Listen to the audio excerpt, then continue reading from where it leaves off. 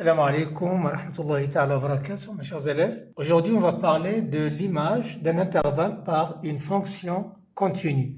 Si vous avez une fonction f continue sur un intervalle AB par exemple, un intervalle borné AB. La fonction f étant continue sur l'intervalle i qui est borné prendra la forme de l'une de ces formes-là. On remarque bien que l'image de l'intervalle i qui est définie comme ceci. C'est l'ensemble des images f de x telles que x appartenant à i.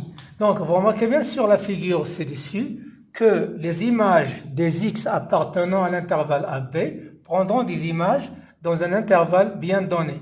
Alors, on admet que l'image de n'importe quel intervalle, c'est un intervalle. Ici, on va parler en première position l'image d'un intervalle qui est borné.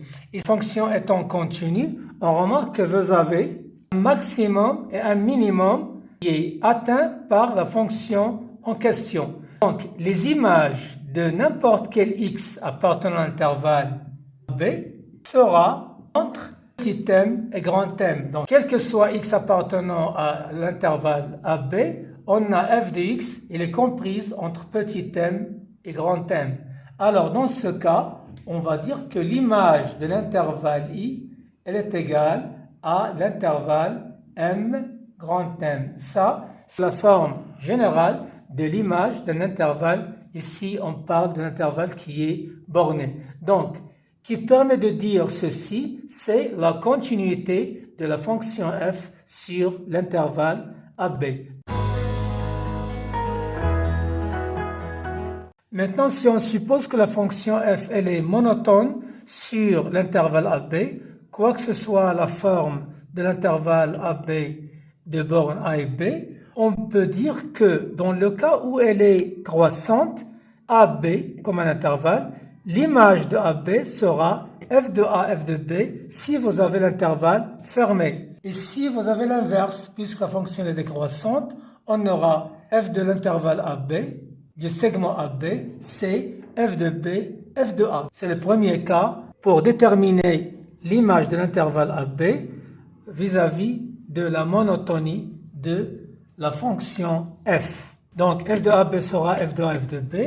Ici, dans le cas où elle est décroissante, f de AB sera égal f de B, f de A. Qu'est-ce qu'on peut dire si l'une des bornes de AB n'appartient pas à l'intervalle AB? Par exemple, si vous avez l'intervalle AB fermé en A, ouvert dans B, donc ici, la fonction ne peut pas atteindre B.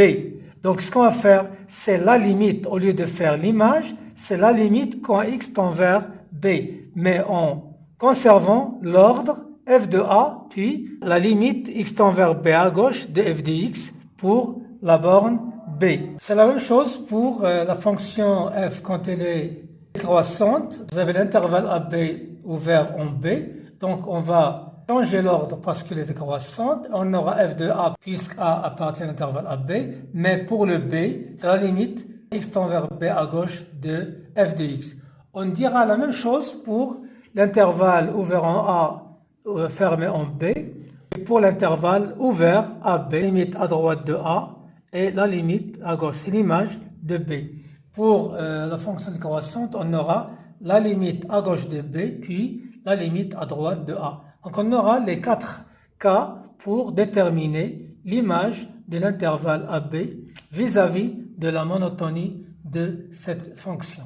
Je vous remercie mes chers élèves et à la prochaine.